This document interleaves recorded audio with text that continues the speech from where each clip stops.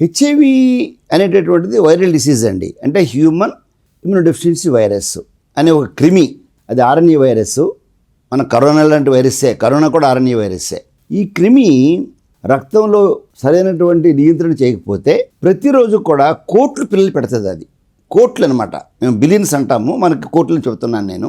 ఈ కోట్లు పిల్లలు పెట్టినటువంటి ఈ వైరస్లు శరీరం మీద అవి రక్తంలో ప్రవహిస్తూ CD4 కణాలు అంటే మానవుని యొక్క ఆరోగ్య పరిస్థితిని అలాగే రోగ నిరోధ శక్తిని కూడా కాపాడినటువంటి యంత్రాంగమైనటువంటి ఇమ్యూనిటీ కాంప్లెక్స్ మీద దాడి చేసి ఆ ఇమ్యూనిటీ కాంప్లెక్స్ని చిన్నాభిన్నం చేసేస్తాయి. ఎప్పుడైతే ఇమ్యూనిటీ కాంప్లెక్స్ చిన్నాభిన్నం అయిపోయిందో, CD4 సంఖ్య ఎప్పుడైతే కిందకి పడిపోయిందో, అప్పుడు ఈ వైరస్లు ఏం చేస్తాయి?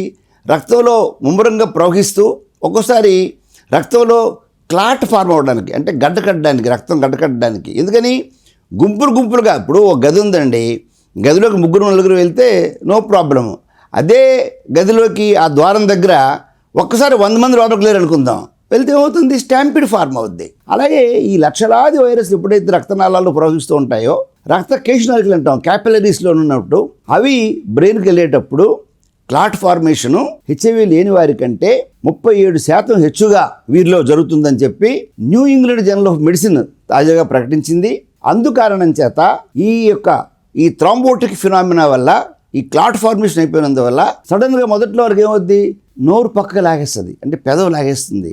మేము దాన్ని బెల్స్ ప్యాల్సీ అంటాం, ఫ్యాషియల్ ప్యాల్సీ అంటాం దాన్ని మేము. ఈ బెల్స్ ప్యాల్సీ పెదవు పక్క లాగేసి అన్నం తింటున్నప్పుడు నోటి వెంబడి బయటకు కారిపోవడం, కాఫీ తాగిన నీళ్ళు తాగినా బయటకు వచ్చేయడం, అలాగే కన్ను మూతపడదు. ఒక కన్ను అంటే ఈ బెల్స్ ప్యాల్సీ రైట్ సైడ్ వచ్చినా లెఫ్ట్ సైడ్ వచ్చినా దాని కరస్పాండింగ్గా ఆ కన్ను మూతపడదు, కన్ను ఓపెన్ అయి ఉండిపోతుంది. అది మొట్టమొదటి లక్షణం.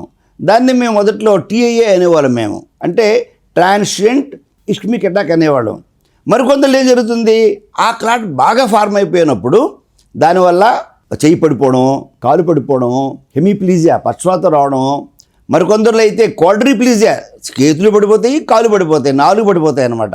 ఇంత భయంకరమైనటువంటి సమస్య రావడానికి కూడా కారణం ఏంటంటే ఈవేళ లభ్యమవుతున్నటువంటి మందులు వాడకపోవడం, పరీక్ష చేయించుకోకపోవడం.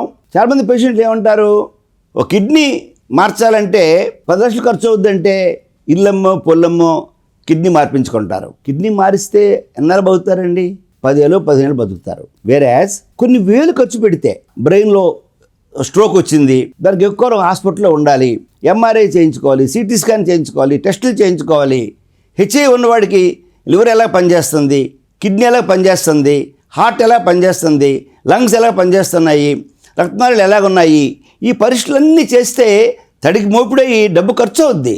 కానీ హెచ్ఐవి అని పేరు చెప్పగానే ఒకటి స్టిగ్మా వల్ల అతను ఇంట్లో చెప్పడు, రెండోది డబ్బు ఖర్చు పెట్టడానికి ముందుకు రాడు.